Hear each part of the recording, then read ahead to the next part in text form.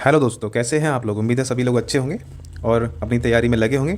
स्वागत है आपका अपने यूट्यूब चैनल दृष्टि फॉर ऑल एग्जाम में। जैसा कि आपको पता है कि यूपीपीसीएस और आरओ की हम फुल प्रिपरेशन करा रहे हैं, जिसमें हमारा पहला सब्जेक्ट जो चल रहा है वो ज्योग्राफी है। और ज्योग्राफी में हमने पहले शुरुआत करी है वो है भारत का भूगोल की। तो भारत के भूगोल में हमने 3 लेक्चर कर चुके हैं, 3 लेक्चर कर लिए हैं पूरे। उसमें हमने जाना है कि भारत का परिचय क्या था। उसके अलावा दूसरे लेक्चर में हमने समझा था कि उसकी सीमाएं क्या हैं। तीसरे लेक्चर में हमने समझा कि उस भारत की भूगर्भिक संरचना कैसी है। और आज के जो लेक्चर होगा, जो चौथा हमारा लेक्चर है वो भारत के भूगोल में, वो हमारा होगा कि भारत के भौतिक प्रदेश का विभाजन कैसे है, भारत के भौतिक प्रदेश कौन से हैं, उसके बारे में हम जानेंगे। तो चलिए शुरुआत करते हैं इस वीडियो की और आज समझते हैं कि आज के हमारे टॉपिक में क्या क्या हमारे लिए जानने वाली बातें हैं। तो पहला टॉपिक है हमारा कि आज भारत के भौतिक प्रदेश और एनसीईआरटी के हिसाब से ये कितने भागों में विभाजित किया गया है। तो आपको जानने वाली बात है, ये 6 भागों में विभाजित है। कई बार क्वेश्चन में पूछा जाता है कि ये 4 भागों में भी विभाजित देखा जाता है कि उसका आंसर जो है 4 भागों में विभाजित किया जाता है। लेकिन अगर एनसीईआरटी के हिसाब से देखा जाए तो 6 भागों में इसका विभाजन है। तो इस 6 भाग कौन से ये 6 डिवीजन कौन से इनके बारे में अगर चर्चा करें तो पहला जो डिवीजन है वो उत्तरी एवं उत्तरी पूर्वी पर्वतीय प्रदेश है। यानी कि जो हिमालय का जो पूरा पार्ट है उसके बारे में हम चर्चा करेंगे कि उसके उत्तर और उत्तरी पूर्वी प्रदेश के जो पूरा हिमालय का क्षेत्र है वो कैसे बना, उसकी कौन सी उसमें विभाजन है, उसकी चोटियाँ, उसके डिवीज़न देखेंगे कि ग्रेट हिमालय कौन सा, मध्य हिमालय कौन सा, शिवालिक कौन सा, उसके बारे में चर्चा करेंगे।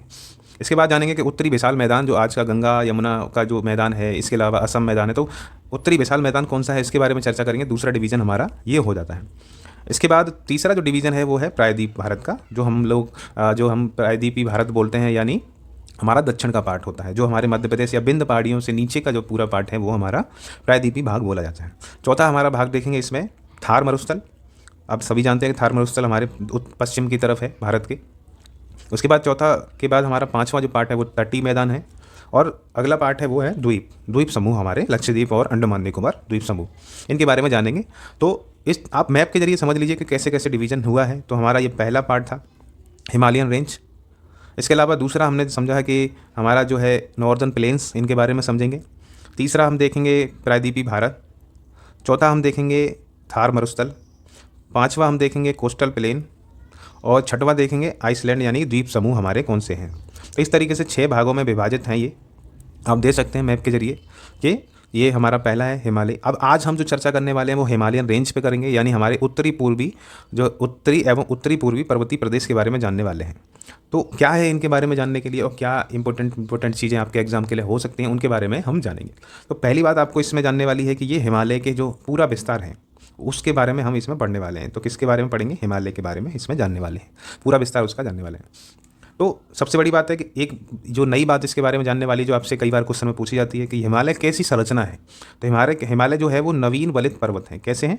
नवीन बलित पर्वत की संरचना की श्रेणी में आते हैं, नवीन बलित पर्वत है। तो आपको ये नोट करना है कि कैसे पर्वत है हिमालय, तो नवीन बलित पर्वत है। अब आपसे अगला इन्हीं में क्वेश्चन कर सकता है कि ये किस समय निर्माण हुआ इनका, यानी इनका जो फॉर्मेशन हुआ वो कब हुआ। तो निर्माण आपको पूछता है तो आप निर्माण में कौन सा समय लगाएंगे वो आपको जानने वाली बात है। तो आप इसमें लगाएंगे सीनोजोइक एज में जो टर्सरी काल था, जिसके बारे में हमने कल की वीडियो में चर्चा की है। जो टर्सरी काल था तो उसमें इनकी टर्सियरी काल में हिमालय की संरचना हुई। तो आपको मैं कल की वीडियो में बताया था कि हिमालय का फॉर्मेशन कैसे हुआ था। तो उसी पीरियड में सीनोजोइक का एक काल होता है, टर्सरी, एक क्वाटरनरी जिसके बारे में हमने बात की थी। उस समय जो विशाल मैदान, जो गंगा के मैदान है, वो सब बने थे। और टर्सरी में बने थे आपके हिमालयन रेंज बनी थी, जो नवीन बलित पर्वत हैं वो बने थे।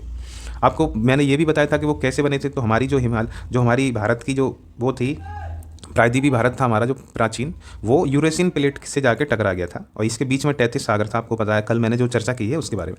जब इसका मूवमेंट, यानी कि इसका जो वो क्या कहते हैं, विस्थापन हो रहा था और ये यूरेशियन प्लेट से जाके टकराया।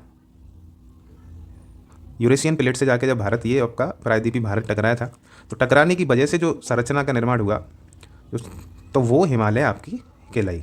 तो उसके यानी जो 33 सागर था, ये 33 सागर के जो अवसाद थे, जब ये दोनों परतें जो क्या कहते हैं कॉन्टिनेंट टकराए, जो आपकी प्लेटें टकराई, इसके बाद जो 33 सागर में अवसाद था उसके अवसाद से जो फॉर्मेशन हुआ वो हिमालय का रूप ले लिया।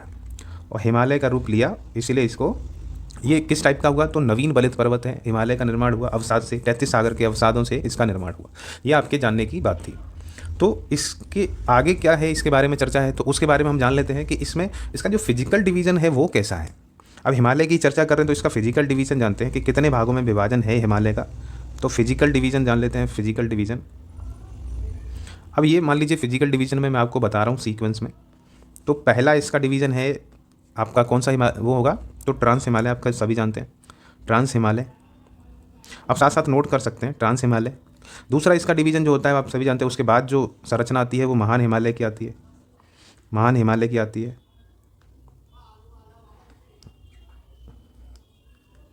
महान हिमालय।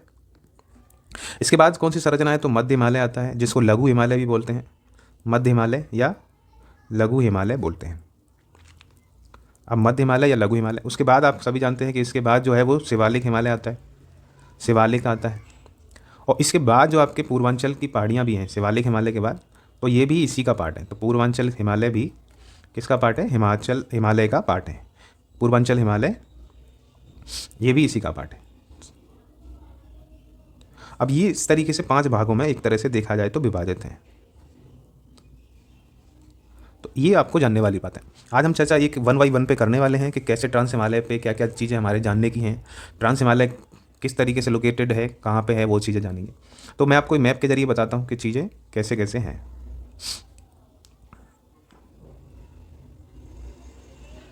तो ये मान लीजिए कि हमारे भारत का जो स्ट्रक्चर है वो कुछ ऐसा है और इसमें चीज़ें हम जानेंगे। तो ये मान के चलिए कि मैं आपके लिए इतना जितना अभी ज़रूरी है उतना बना रहा हूँ। ये आपके ऊपर वाला पार्ट है जो हिमालय में हमारी हिमालय रेंज जहाँ फैली हुई हैं उनको जान लीजिए आप। तो पहला हमारा जो हम जानने वाले हैं वो है ट्रांस हिमालय, और ट्रांस हिमालय के बारे में हम चीज़ें जानेंगे। ट्रांस हिमालय किस तरीके से विभाजित है, कौन कौन सी रेखाओं में, तो ये आपके इस तरीके से इसका विभाजन है।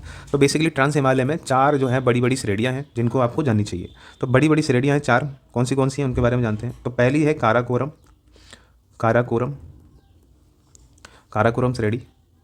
दूसरी आपकी है लद्दाख श्रेणी, लद्दाख श्रेणी। और तीसरी है आपकी जास्कर, और ये है आपकी कैलाश श्रेणी। तो ये आपको जाननी है कि ये किसके भाग हैं, कैलाश श्रेणी ये किसके भाग हैं, ये आपके काराकोरम रेंज के भाग हैं। ये पूरे काराकोरम रेंज के भाग हैं, यानी ट्रांस हिमालय के भाग हैं, सॉरी। तो ट्रांस हिमालय के आपके ये भाग हैं, किसके भाग हैं, ट्रांस हिमालय। तो आपको ये जानना है कि ट्रांस हिमालय के भाग कितने हैं, 4। ट्रांस हिमालय के कितने भाग हैं, 4। पहला काराकोरम श्रेणी, दूसरा लद्दाख श्रेणी, तीसरा जास्कर श्रेणी, और चौथा आपका जो आपका कैलाश श्रेणी है। तो इसमें क्या क्या आपके लिए जानने की चीज़ें हैं वो आप जान लीजिए कि इसके बारे में ज़्यादा कुछ जानना नहीं है। तो कैलाश श्रेणी को आप सभी जानते हैं कि कैलाश शिव जी के लिए यूज करने वाला शब्द है और भगवान शिव का घर माना जाता है। तो इसको आप ऐसे ही लिख सकते हैं कि भगवान शिव का घर। ये क्वेश्चन नहीं करेगा, बस ऐसे ही जान लीजिए भगवान शिव का घर। तो भगवान शिव का घर इसको मान लेते हैं। इसके साथ ही इसमें क्या और जानने वाली चीज़ें हो सकती हैं, तो आप ये जान लीजिए कि इसमें एक हमारी चोटी है K2, जो भारत की सबसे ऊंची चोटी मानी जाती है, भारत की सबसे ऊंची चोटी मानी जाती है, या वर्ल्ड की जो माउंट एवरेस्ट के बाद जो चोटी है वो दूसरी चोटी K2 सबसे ऊंची चोटी मानी जाती है। तो ये आपको जानना है। तो K2 जो है वो कितनी ऊंची है, अगर इससे आपसे क्वेश्चन करता है तो ये आपके 8611 मीटर ऊंची है। कितनी, 8611 मीटर ऊंची है। और सबसे बड़ी बात है कि जो काराकोरम श्रेणी है, काराकोरम श्रेणी के बारे में कुछ जान लीजिए कि काराकोरम श्रेणी जो है, काराकोरम श्रेणी, इसको दूसरा नाम इसका बोला जाता है, उसको क्या बोलते हैं, उसको कृष्णगिरी बोलते हैं, उसको कृष्णगिरी चोटी भी या श्रेणी भी बोलते हैं। तो आपसे क्वेश्चन कर सकता है कि कृष्णगिरी श्रेणी किसको और बोला जाता है, तो आप कौन सा लगाएंगे, काराकोरम श्रेणी को लगाएंगे। और सबसे बड़ी बात इसके बारे में एक और बात जानने वाली है कि ये एशिया की या तिब्बत की रीढ़ बोली जाती है। तो एशिया या तिब्बत की रीढ़ बोली जाती है, एशिया की रीढ़ की हड्डी जिसको बोलते हैं। तो रीढ़ मेरुरज्जु, एक तरह से मेरुदंड, तो मेरुदंड बोला जाता है। किसको बोला जाता है, तो काराकोरम श्रेणी को। तो ये आपको जानने वाली बात है। अगली बात इसमें क्या जानने वाली है आपके लिए, ट्रांस हिमालय में पार हिमालय या इसको तिब्बत हिमालय भी बोलते हैं। तो इसको आप इस तरीके से ट्रांस हिमालय या तिब्बत हिमालय भी बोल सकते हैं, इसके तिब्बत हिमालय भी इसको बोलते हैं। तो ये आपके लिए जानने वाली बात होगी। इसमें इस काराकोरम श्रेणी में आपके लिए कुछ एक दर्रे वगैरह भी जानने वाले हैं। इसके अलावा यहाँ पे आपको ग्लेशियर जान लीजिए। तो एक इधर और एक इधर, 2 दर्रे हैं यहाँ इस साइड यहाँ पे, और इनके बीच में एक जो है यहाँ पे एक ग्लेशियर है जिसका नाम है सियाचिन ग्लेशियर। तो ये सियाचिन ग्लेशियर जो है आपको जानने वाली चीज़ है। इसको छोटी की मात्रा भी लगा सकते हैं, सियाचिन भी बोलते हैं या सियाचिन बोलते हैं। तो सियाचिन ग्लेशियर है जो सबसे बड़ा ग्लेशियर है ध्रुवीय क्षेत्र के बाहर, कौन सा विश्व का सबसे बड़ा ग्लेशियर कौन सा है, तो ये आपका सियाचिन हो जाता है। तो सियाचिन के बारे में एक चीज़ लिखते हैं कि सियाचिन ग्लेशियर, सियाचिन ग्लेशियर जो है आपका वो क्या है, ये ध्रुवीय क्षेत्रों के बाहर, ध्रुवीय क्षेत्रों के बाहर, ध्रुवीय क्षेत्रों के बाहर विश्व का सबसे बड़ा ग्लेशियर है, सबसे बड़ा ग्लेशियर है। ये बात आपको जानने वाली है। इसके बाद इसके बारे में और क्या है, तो आपको मैंने जैसे बताया कि इसके दोनों तरफ जो हैं वो कुछ पासेस हैं, कुछ दर्रे हैं। तो मान लीजिए कि ये आपका यहाँ पे सियाचिन ग्लेशियर है, इसके जो पश्चिम की तरफ दर्रा है उसको क्या नाम देते हैं, तो इसको अघिल पास बोलते हैं। क्या बोलते हैं, अघिल पास, पास मतलब दर्रा। इसके जो पूर्व में दर्रा है उसको क्या बोलेंगे, तो इसको काराकोरम दर्रा बोलते हैं, काराकोरम दर्रा बोलते हैं, काराकोरम दर्रा बोलते हैं। तो ये आपके लिए जानने वाली बात है कि दो दर्रे हैं सियाचिन के, पूर्व की तरफ कौन सा है काराकोरम और पश्चिम की तरफ कौन सा है तो अघिल पास है।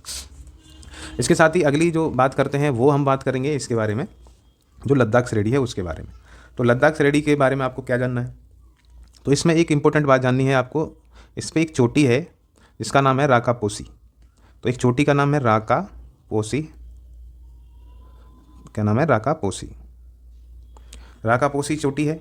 अब ये राकापोसी चोटी क्या है, इसके लिए क्यों इसको फेमस माना जा रहा है, तो राकापोसी ये एक ऐसी चोटी है जो जिसका ढलान जो है वो सबसे ज़्यादा है। कैसी है, तो इसका ढलान जो है वो सबसे ज़्यादा, यानी सर्वाधिक ढलान वाली चोटी, सर्वाधिक ढलान वाली चोटी है, सर्वाधिक ढलान वाली चोटी है। ये आपको जानने वाली है। तो राकापोसी चोटी किस पे है, ये आपसे पूछ सकता है। तो ये किस पे है, तो लद्दाख श्रेणी पे है, ये लद्दाख श्रेणी पे है। तो इस तरीके से आप ये लद्दाख श्रेणी जान रहे हैं। अब मैं जो आपको बता रहा हूँ, कई बार सीक्वेंस लगवाने पूछता है कि काराकोरम, लद्दाख, पीर पंजाल, सॉरी जास्कर, और इधर होती है वो पीर पंजाल है। वो पीर पंजाल किसका भाग है, तो ये मध्य हिमालय का भाग होता है, तो पीर पंजाल। तो यहाँ जान लीजिए आप कि पीर पंजाल, ये जास्कर, ये आपका लद्दाख, लद्दाख श्रेणी हो गई, और ये काराकोरम श्रेणी होगी, काराकोरम श्रेणी होगी। तो इस तरीके से आपसे क्वेश्चन आपसे पूछा जाता है कि बस उत्तर से दक्षिण, दक्षिण से उत्तर की तरफ लगाइए और श्रेणियों का क्रम बताइए। तो काराकोरम, लद्दाख, जास्कर, पीर पंजाल, इस तरीके से श्रेणियाँ आपसे लगवाते हैं। तो आप इस तरीके से लगा सकते हैं कि सबसे नीचे जो है आपकी पीर पंजाल है, उसके ऊपर जास्कर श्रेणी है, उसके ऊपर लद्दाख श्रेणी है, उसके ऊपर काराकोरम श्रेणी है। तो इस तरीके से आप अपना आंसर लगा सकते हैं। इसमें और अगली बात क्या जानने वाली है, तो आप कुछ और ग्लेशियर के बारे में जान लीजिए जो आपके ट्रांस हिमालय में पड़ते हैं। सियाचिन आपने पहला ही जान लिया, उसका बाद सियाचिन, जैसे मैं लिख देता हूँ दोबारा, सियाचिन ग्लेशियर हो गया। इसके बाद दूसरा ग्लेशियर कुछ जान लीजिए कि ट्रांस हिमालय में, तो बियाफो, एक बियाफो ग्लेशियर है, एक बाल्टोरो ग्लेशियर है, बाल्टोरो या बाल्टोरा इस तरीके से, और एक चौथा है कि हिस्पार, ये भी एक ग्लेशियर है। तो इस तरीके से कुछ इंपॉर्टेंट ग्लेशियर इसमें ट्रांस हिमालय में पाए जाते हैं। इसके अलावा कुछ चोटियाँ पाई जाती हैं जो मैं आपको बता देता हूँ। जैसे एक तो आपने जान ली कि K2 है, जिसको गॉडविन ऑस्टिन भी बोलते हैं। तो K2 या गॉडविन ऑस्टिन भी बोलते हैं, जो भारत की सबसे ऊंची चोटी मानी जाती है, और इसी वर्ल्ड की दूसरी चोटी है जो सबसे ऊंची है माउंट एवरेस्ट के बाद। तो गॉडविन ऑस्टिन होगी। अब कुछ वैसे पूछी नहीं गई हैं, लेकिन आप जान लीजिए गसेर ब्रूम, ये भी एक चोटी यहीं पे है। एक है आपकी हिडन पीक, एक हिडन पीक चोटी है, एक ब्रॉड पीक चोटी है। तो इस तरीके की कुछ चोटियाँ भी यहाँ पे पाई जाती हैं। तो ये आपके लिए जानने वाली बात है। तो अगली बात जानने वाली है, इसमें हमने काराकोरम श्रेणी को जान लिया है। अगली हम अपनी लद्दाख श्रेणी के बारे में जान लेते हैं कि लद्दाख श्रेणी में आपके लिए क्या जानने वाली बात है। तो लद्दाख श्रेणी में आपको कुछ इंपॉर्टेंट चीज़ें जानने की हैं, तो मैं बता देता हूँ। इसमें क्या है कि जैसे मान लेते हैं ये काराकोरम के बाद ये लद्दाख श्रेणी है। इसमें एक दो दर्रे हैं, वो जान लीजिए। ये दर्रा है जो खारदुंगला दर्रा बोला जाता है, खारदुंगला दर्रा। इसके साथ ही इधर एक दर्रा है, इसको उमलिंगला दर्रा बोलते हैं, उमलिंगला दर्रा बोलते हैं। तो उमलिंगला दर्रा और एक खारदुंगला दर्रा, ये आपको जानने वाली है कि लद्दाख श्रेणी में दो दर्रे पाए जाते हैं। ये जो खारदुंगला दर्रा है वो किस किस को जोड़ता है, अगर आपसे ये क्वेश्चन पूछता है तो आप क्या लगाएंगे कि लेह को सियाचिन से जोड़ता है। किसको, तो ये आपके लेह लेह को सियाचिन से जोड़ता है, लेह को सियाचिन से जोड़ रहा है। इसके साथ ही ये किसके साथ जोड़ता है, उमलिंगला दर्रा कहाँ है, तो ये दमचौक को चिश्मोले से जोड़ता है, दमचौक को चिश्मोले से जोड़ता है, चिश्मोले से जोड़ता है। तो इस तरीके से आपको जाननी है कि चिश्मोले से दमचौक को जोड़ता है उमलिंगला। और उमलिंगला के बारे में एक इंपॉर्टेंट बात जानने वाली है, वो आप जान लीजिए इसके अलावा, कि उमलिंगला जो दर्रा है वो विश्व का सर्वोच्च मोटर वाहन योग्य दर्रा है। कैसा है, तो विश्व का सर्वोच्च मोटर वाहन योग्य दर्रा है। तो ये आपको जानने वाली बात है, क्योंकि इसी को अभी करंट में गिनीज बुक रिकॉर्ड जो होता है, गिनीज वर्ल्ड रिकॉर्ड में शामिल किया गया है। इसलिए आपको याद रखना है, गिनीज वर्ल्ड रिकॉर्ड में इसको शामिल किया गया, गिनीज वर्ल्ड रिकॉर्ड में इसको शामिल किया गया है, इसलिए आपको इसको ध्यान रखना है। अगली बात इसमें जानने वाली है कि इस पे जो मोटर वाहन योग्य जो सड़क बनाई गई है वो किसने बनाई है, तो आप इसमें क्या लगाएंगे कि BRO, जो हमारी बोर्ड जो रोड से संबंधित ऑर्गेनाइजेशन है, तो उसने इसका निर्माण किया है। तो इसमें अगली श्रेणी हम जान लेते हैं, लद्दाख के बाद जास्कर हमारी है, तो जास्कर के बारे में जान लेते हैं कुछ। तो आपको पता है कि वो आपके लद्दाख के दक्षिण में पड़ती है जास्कर श्रेणी, और इसके बारे में क्या जानने को, तो मान लेते हैं कि ये लद्दाख, ये काराकोरम और ये आपकी जास्कर श्रेणी है। इसके बाद जो हिमालय है वो ग्रेट हिमालय है, इसके बाद जो है वो आपकी पीर पंजाल है। तो इस तरीके से संरचना है। और इस जास्कर में क्या क्या आपको जानने की बातें हैं, तो उसको जान लेते हैं। तो जास्कर में 3 दर्रे आप इंपॉर्टेंट है आपके लिए जो जानने वाले हैं। कौन से हैं, क्या क्या उसके साथ कौन सा दर्रा किसके साथ जुड़ता है, इसके बारे में हम बात करते हैं। तो ये जो दर्रा है आपका, ये जो दर्रा है वो कौन सा है, वो फोटोला दर्रा है। कौन सा दर्रा है, तो ये फोटोला दर्रा है, फोटोला पास, फोटोला दर्रा है। कौन सा है, फोटोला दर्रा है। तो फोटोला दर्रा है, और ये किसके साथ जुड़ता है या किसको जोड़ता है, तो श्रीनगर को लेह से जोड़ता है, श्रीनगर को लेह से जोड़ता है। तो ये आपको याद रखने वाली बात है। ये आपका कौन सा दर्रा है, तो जोजिला दर्रा है। तो आपसे पूछ सकता है कि जोजिला दर्रा, फोटोला दर्रा, या ये तीसरा जो आपका है वो कौन सा दर्रा है, तो वो आपका कौन सा है, बारालाचा दर्रा है, बारालाचा पास, बारालाचा दर्रा। अब ये तीनों दर्रे कौन सी श्रेणी पे हैं, तो ये आपके जास्कर श्रेणी पे है। अब ये बारालाचा दर्रा किसको जोड़ रहा है, तो मनाली को, ये मनाली को किससे जोड़ रहा है, ये मनाली को किससे जोड़ रहा है, लेह से जोड़ रहा है। तो मनाली को लेह से जोड़ रहा है बारालाचा दर्रा।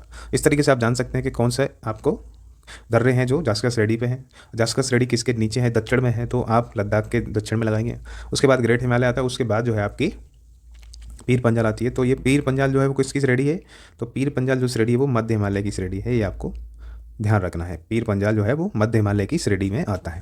भाई ग्रेट हिमालय, ये आपका ग्रेट हिमालय, इसके बारे में हम अगली जो हमारा अगला टॉपिक हो रहा है इसी में, वो हमारा ग्रेट हिमालय हो रहा है। तो चलिए शुरू करते हैं कि ग्रेट हिमालय के बारे में क्या क्या जानने वाली बातें हैं। तो अगला हमारा जो है ट्रांस हिमालय के पास ग्रेट हिमालय या महान हिमालय के बारे में कुछ चीज़ें जान लेते हैं। तो आपका आज जो है ये होगा। तो अगला है आपका महान हिमालय। तो मैं एक मैप के जरिए बताता हूँ कि इसकी सीमा कहाँ से कहाँ तक है। तो आपके लिए मैप बना देते हैं। तो ऐसे चलते हैं, चलिए दोबारा करता हूँ। तो इस तरीके से, तो ये मान लेते हैं हल्का सा आपका ये मैप बन जाता है।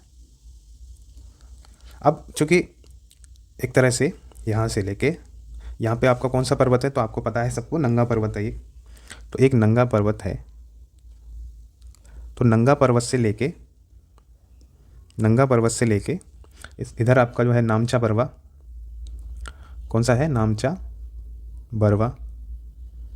यहाँ तक जो हिमालय फैला हुआ है, यहाँ तक जो हिमालय फैला हुआ है वो आपका ग्रेट हिमालय है। यहाँ तक जो हिमालय ये फैला हुआ है ये है आपका महान हिमालय, ग्रेट हिमालय। तो आप समझ रहे हैं कि ये आपका ग्रेट हिमालय है। तो अब इसमें क्या जानने वाली बातें हैं। इसके अलावा इसकी सीमा का निर्धारण और एक जगह से होता है कि जैसे यहाँ पे एक सिंधु गॉर्ज है, सिंधु गॉर्ज से लेके ब्रह्मपुत्र गॉर्ज तक भी इसका मापन किया जाता है। तो ब्रह्मपुत्र गॉर्ज, इधर आपकी सिंधु गॉर्ज, सिंधु नदी एक गॉर्ज बनाती है, खाई बनाती है, उसको सिंधु गोर्ज बोलते हैं, और इधर ब्रह्मपुत्र बनाती है तो उसको ब्रह्मपुत्र गोर्ज बोलते हैं। इनके बीच में भी हम विभाजन करते हैं कि महान हिमालय फैला हुआ है। तो इसके बारे में चर्चा करते हैं कि जो हमारा है महान हिमालय, उसके बारे में क्या क्या जानने वाली बातें हैं। पहली बात तो इसकी जानने वाली कि कितना लंबा है, लंबाई कितनी है, तो इसके बारे में जाना है तो ये 2500 किलोमीटर लंबाई में है। कितना है? 2500 किलोमीटर की लंबाई में है।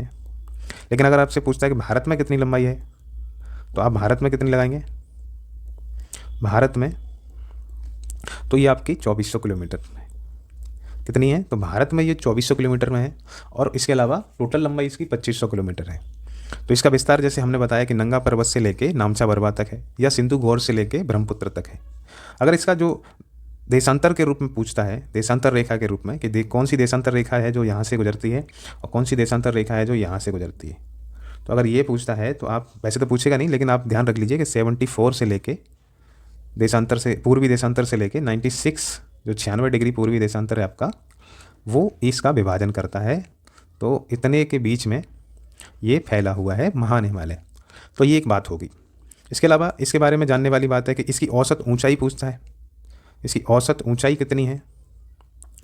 औसत ऊंचाई, तो औसत ऊंचाई आप बताएंगे, तो आप औसत ऊंचाई कितनी बताएंगे? 6100 मीटर। कितनी बताएंगे? इसकी औसत ऊंचाई, अगर एवरेज हाइट पूछी जा रही है तो आप कितनी बताएंगे? तो 6100 मीटर इसकी एवरेज हाइट होती है। इस तरीके से निर्माण हुआ, मैंने आपको बता दिया कि टेथिस सागर के अवसादों से इसका निर्माण हुआ था। आर्कियन चट्टानें इसमें पाई जाती हैं जिसमें अवसाद होते हैं, जीवाश्म होते हैं, जिनके बारे में हमने कल की वीडियो में चर्चा की थी। इसके अलावा इसके बारे में जो इंपॉर्टेंट बात आपको लिखनी है या समझनी है वो है कि जो एक महान, ये जो हमारा ग्रेट हिमालय है, इसमें भौतिक अपक्षय नहीं होता है। यानी भौतिक अपक्षय के कंपैरिजन में होता है, लेकिन उससे ज़्यादा रासायनिक अपक्षय होता है। तो ये आपको जानने वाली बात है कि भौतिक अपक्षय से ज़्यादा, भौतिक अपक्षय के स्थान पर इसमें क्या देखने को मिलता है? इसमें रासायनिक जो है, इसमें रासायनिक अपक्षय ज़्यादा देखने को मिलता है। अब ये क्या है इसके बारे में मैं आपको बताता हूँ। के स्थान पर बहुत रासायनिक अपक्षय अधिक देखने को मिलता है। इस तरीके से आप नोट कर लीजिए, अधिक देखने को मिलता है। ये आपको जानने वाली बात है इसमें। अब ये क्या है रासायनिक अपक्षय और भौतिक अपक्षय? भौतिक रूप में कल बताया आपको, अपक्षय के बारे में बताया कि कोई भी एक चट्टान होती है तो वो टूट जाती है जब एक जगह पे, उसी जगह पे पड़ी रहती है, तो उसको अपक्षय बोलते हैं। और वो भौतिक रूप से, मतलब अगर वो चट्टान जो है खुले रूप में टूट गई है ऊपर से, तो उसको हम भौतिक अपक्षय बोलते हैं। जैसे कल मैंने आपको बताया था कि अगर कोई चट्टान टूट कर वहीं पर पड़ी हुई है, छोटे छोटे टुकड़ों में टूट गई है, तो उसका कौन सा रूप है? वो भौतिक अपक्षय हो चुका है। रासायनिक अपक्षय का मतलब हुआ कि इसमें भौतिक अपक्षय नहीं हो रहा है, रासायनिक उसमें चेंजेस आ रहे हैं। जैसे हिमालय है, तो हिमालय पे बर्फ़ से वो ढका रहता है, पूरी साल भर ढका रहता है हिमालय जो है बर्फ़ से। तो अब उस पर धूप पड़ नहीं रही है, हवा नहीं लग रही है ज़्यादा, तो उसका भौतिक अपक्षय नहीं हो पाएगा। लेकिन उसमें चेंजेस होंगे अंदर अंदर, उसमें केमिकल चेंज होंगे, रासायनिक परिवर्तन होंगे उसमें। और रासायनिक परिवर्तन से कभी वो मजबूत होगा तो कभी उसमें विभाजन होगा, अवसाद होगा, टूटेंगे वो। तो अंदर ही अंदर जो चेंजेस आ रहे हैं, उसमें केमिकल चेंजेस आ रहे हैं, उसको रासायनिक अपक्षय बोलते हैं। तो इसीलिए इस बोला जाता है कि हिमालय जो है वो भौतिक अपक्षय से ज़्यादा रासायनिक अपक्षय को ज़्यादा प्रेफर करता है, यानी उसमें रासायनिक अपक्षय ज़्यादा होते हैं। तो इसीलिए, और ये क्यों होता है, तो अगर कारण कोई पूछ रहा है तो मैंने जैसे बताया कि ये बरस भर जो होता है, पूरी साल जो है वो बर्फ़ से ढका रहता है। जो आइस से ढका रहने की वजह से क्या होता है, इसमें भौतिक अपक्षय नहीं होता है बल्कि रासायनिक अपक्षय होता है। तो ये आपको इसमें जानने वाली इंपॉर्टेंट बात थी। अब इसके बारे में क्या क्या इंपॉर्टेंट चीज़ें कौन सी हैं उसको जान लेते हैं। अब जो है हिमालय, महान हिमालय के बारे में कुछ और चीज़ें जानने की हैं जो जान लीजिए। क्या क्या जानने वाली बातें हैं उसके बारे में चर्चा कर लेते हैं। इसमें महान हिमालय में 2 चीज़ें आपको जानने की है। एक तो पहली चोटियाँ कौन सी हैं, और दूसरा है आपके दर्रे कौन से हैं। इनके बारे में जान लेते हैं तो ये मान लीजिए आप जो है हिमालय के बारे में बहुत कुछ जान जाएंगे और क्वेश्चन आपके सारे लग जाएंगे। बाकी चीज़ें हमने डिटेल जान ली है कि ऊंचाई, औसत ऊंचाई कितनी है, भारत में लंबाई कितनी है, कहाँ से कहाँ तक ये फैला हुआ है, किस टाइप का इसमें अपक्षय होता है, किस तरीके के परिवर्तन होते हैं, ये जान लिया। तो आपको मैं बता देता हूँ कि इसमें चोटियाँ जो हैं कौन सी मिलेंगी आपको देखने के लिए। तो वो मैप के जरिए जान लेते हैं कि मान लेते हैं ये आपका इस तरीके से बना हुआ है, और जो आपका जो हिमालय है, जो महान हिमालय है, वो इस तरीके से विभाजन है इसका, ये फैला हुआ है। तो इसमें कौन सी चोटियाँ, इसके बारे में चर्चा कर लेते हैं। कि पहली आपकी इधर, जब हम पश्चिम से पूर्व की तरफ चल रहे हैं तो इसमें पहली चोटी आपकी है नंगा पर्वत। दूसरी आपकी चोटी यहाँ पे आपको मिलेगी, दूसरी चोटी आपको मिलेगी कौन सी? कामेत। एक और चोटी है यहाँ पे नंदा देवी। तो कौन सी है ये? नंदा देवी। ये आपकी नंदा देवी है। इसके बाद जो नेपाल में चोटियाँ हैं कुछ आपके जानने वाली, वो जान लीजिए। तो ये आपकी चोटी है वो है धौलागिरी, धौलागिरी, धौलागिरी। एक और चोटी है जो है आपकी अन्नपूर्णा, अन्नपूर्णा। तीसरी है आपके लिए जो जानने वाली है वो सबसे बड़ी है माउंट एवरेस्ट, माउंट एवरेस्ट। तो ये माउंट एवरेस्ट होगी। इसके बाद आगे चोटी में चलते हैं, ये है आपकी मकालू। और अगली चोटी है, आप जानते हैं कि जो भारत और नेपाल दोनों जगह फैली हुई है, दोनों भागों में, वो आपकी कंचनजंगा है। कौन सी है? कंचनजंगा, कंचनजंगा, ये आपकी चोटी है। और लास्ट में आप इंपॉर्टेंट जो जान लेते हैं जिसका लास्ट पॉइंट है वो नामचा बरवा है। ये चीन और अरुणाचल प्रदेश में फैली हुई है नामचा बरवा। तो इस तरीके से इसमें ये विभाजन देखा जाता है कि कौन सी इंपॉर्टेंट चोटियाँ हैं जो आपको याद रखनी है। अब आप जानते हैं कि माउंट एवरेस्ट की जो ऊंचाई है वो कितनी है, तो अब जाके इतनी मानते हैं तो इतनी आप लिख लीजिए, नहीं तो आप इतनी भी लिख सकते हैं 8848.86 मीटर, यानी कि 8848.86 मीटर भी आप इसमें लिख सकते हैं। बाकी ज़्यादा किसी की लिखने की जरूरत नहीं। नंदा देवी आप चाहें तो लिख दें, 7816 मीटर है इसकी, 7816 मीटर ये ऊंची है। अब जो आपके क्वेश्चन के हिसाब से, यानी कि आपके एग्जाम के हिसाब से जो इंपॉर्टेंट क्वेश्चन बनते हैं इसमें, वो जान लेते हैं कि पहला व्यक्ति जो माउंट एवरेस्ट पर चढ़ने वाला, पहली बात आपको माउंट एवरेस्ट के बारे में कुछ चीज़ें जान लेनी चाहिए, उसके बाद समझेंगे कि कौन पहले चढ़ा था।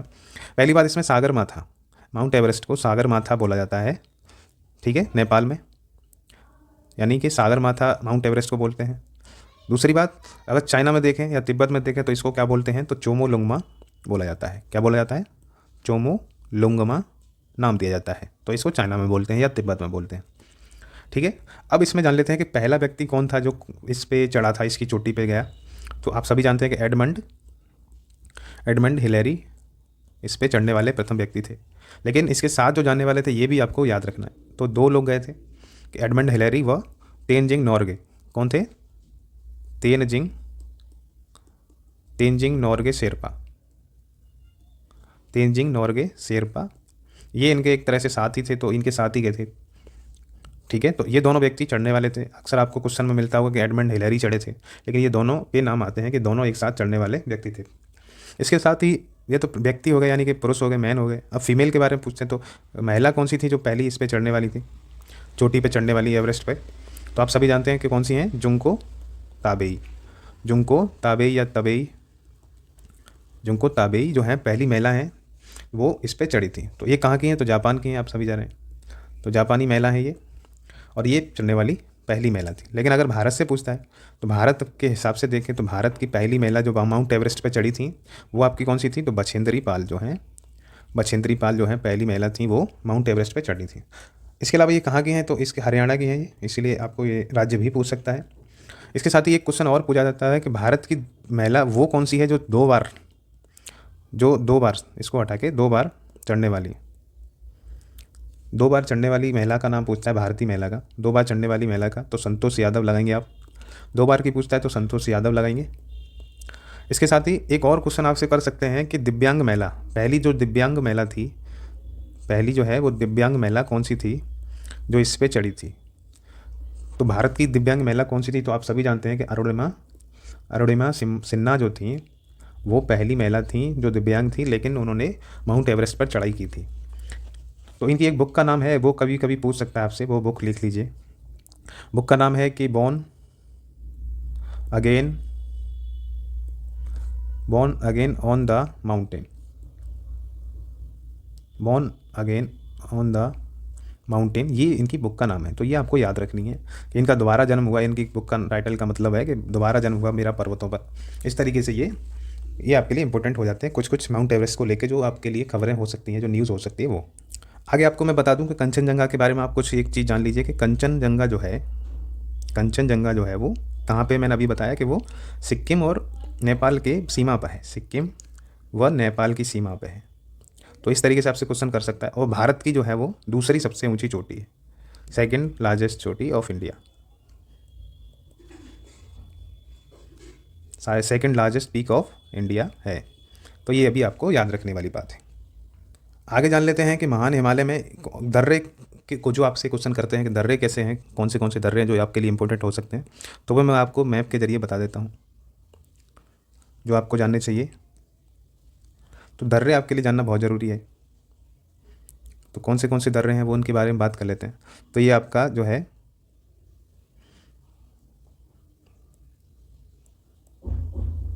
ये आपका महान हिमालय हो जाता है।